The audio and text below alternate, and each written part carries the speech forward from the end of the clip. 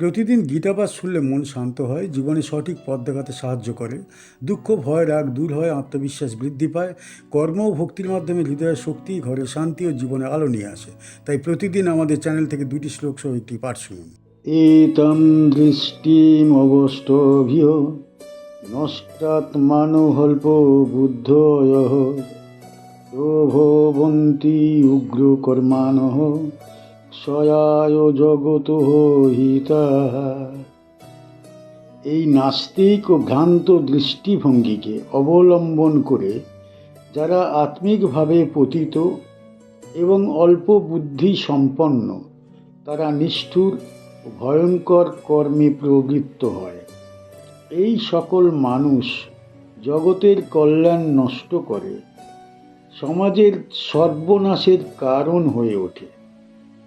এতাম মানে এই, দৃষ্টিম মানে দৃষ্টিভঙ্গি বা মতবাদ, অবষ্টভ্য মানে আশ্রয় গ্রহণ করে, নষ্টাত্মানহ মানে যাদের আত্মবোধ নষ্ট হয়ে গেছে, অল্প বুদ্ধয় মানে স্বল্প বুদ্ধি সম্পন্ন মানুষ, প্রভবন্তী মানে জন্ম দেয় বা সৃষ্টি করে, উগ্র কর্মানহ মানে নিষ্ঠুর ও হিংস্র কর্ম, ক্ষয়ায় মানে ধ্বংসের জন্য, জগতঃ মানে সংসার বা পৃথিবী, অহিতাহা মানে অকল্যাণকারী বা ক্ষতিকর।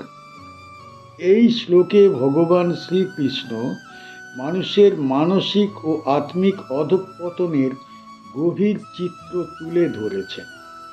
এখানে বলা হয়েছে, যখন মানুষ ঈশ্বর, আত্মা ও ধর্মের অস্তিত্ব অস্বীকার করে, তখন তার দৃষ্টিভঙ্গি বিকৃত হয়ে যায়। সে মনে করে এই জগৎ উদ্দেশ্যহীন, জীবন অর্থহীন, নৈতিকতার কোনো মূল্য নেই।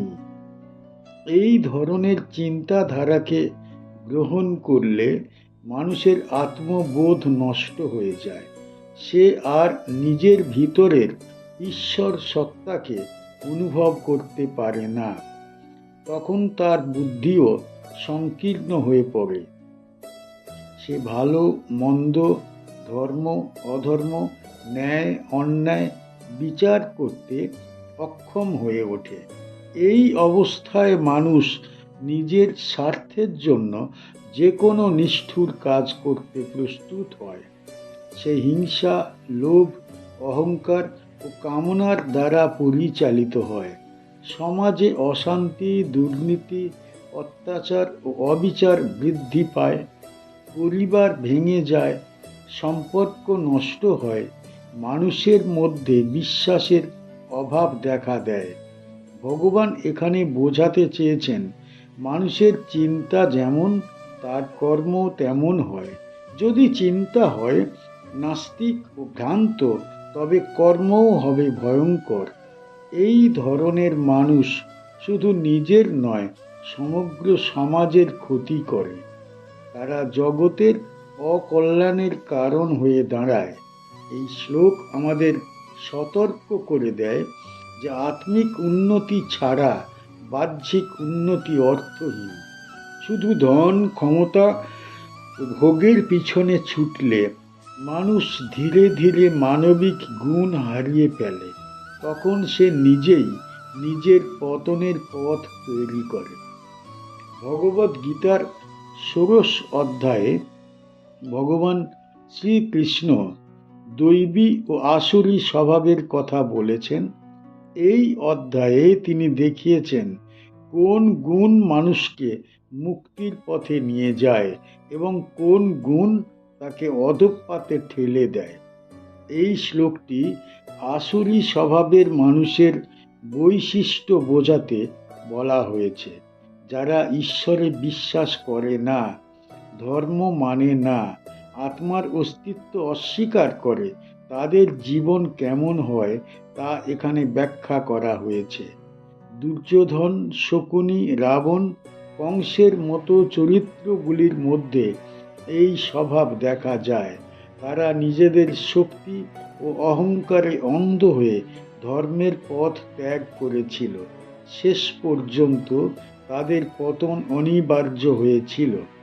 এই প্রসঙ্গে ভগবান শ্রীকৃষ্ণ অর্জুনকে বোঝাচ্ছেন যে একজন যোদ্ধা হিসাবে শুধু বাহ্যিক শক্তি নয়, ভিতরের ধর্মবোধ প্রয়োজন, নচেত সে পথভ্রষ্ট হয়ে যাবে। এই শ্লোক থেকে আমরা কি শিখতে পারি? এই শ্লোক থেকে আমাদের প্রথম শিক্ষা হলো সঠিক দৃষ্টিভঙ্গি রাখা অত্যন্ত প্রয়োজন। জীবনে ঈশ্বর, ধর্ম ও আত্মিক মূল্যবোধের গুরুত্ব বুঝতে হবে। শুধু ভোগ ও লাভের চিন্তা করলে মানুষের ভিতর অন্ধকার জমে যায়। আমাদের প্রয়োজন নিয়মিত আত্মসমালোচনা করা। আমি কি সৎ পথে চলেছি, নাকি লোভ ও অহংকারের বশে ভুল পথে যাচ্ছি? এই প্রশ্ন বারবার নিজেকে করা দরকার। এই শ্লোক শেখায় শিক্ষা শুধু বইয়ের জ্ঞান নয়, চরিত্র গঠনের মাধ্যম। বুদ্ধিকে বিশুদ্ধ করতে হলে ভগবানের নাম, শাস্ত্রপাঠ ও সৎসঙ্গের আশ্রয় নিতে হবে।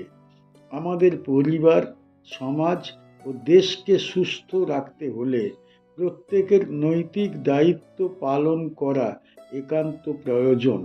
অন্যায়, হিংসা ও অসত্য থেকে দূরে থাকা প্রয়োজন।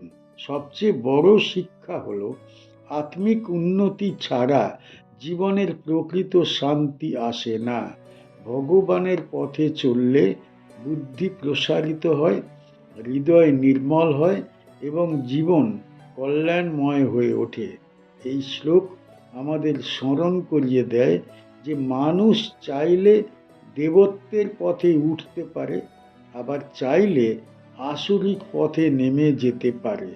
কোন পথ বেছে নেব তা আমাদের নিজের হাতেই। কামমাশ্রিত্য দুষ্পুরম দম্ভমানো মদানুইতাঃ মোহাদ গৃহীত্বা সদ্গ্রাহান প্রবর্তন্তে শুচিব্রতাঃ।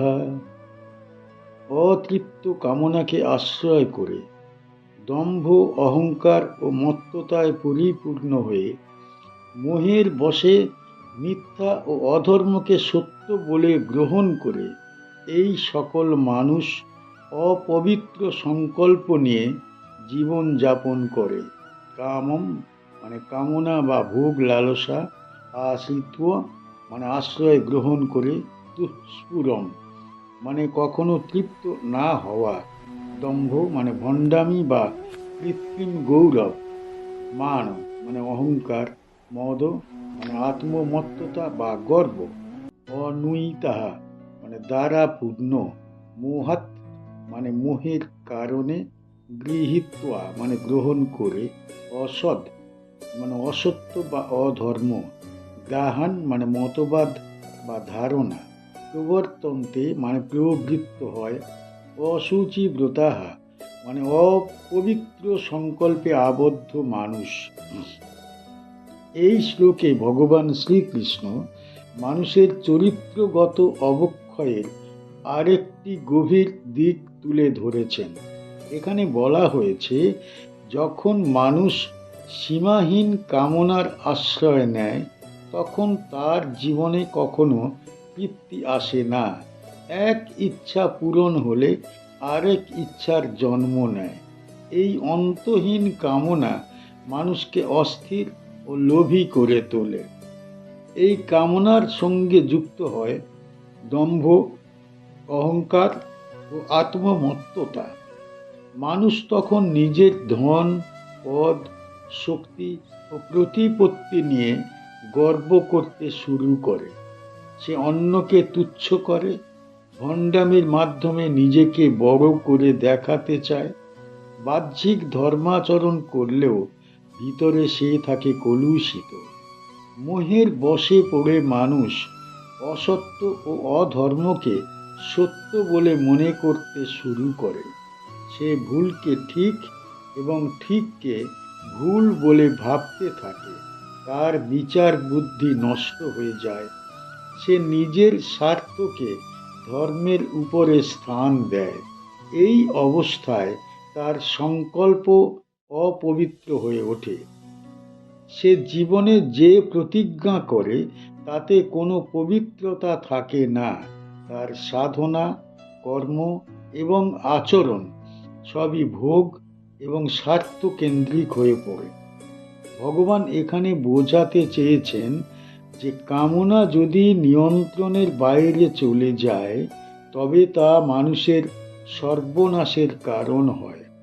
কামনা থেকে জন্ম নেয় লোভ, লোভ থেকে জন্ম নেয় মোহ, মোহ থেকে জন্ম নেয় অধঃপতন।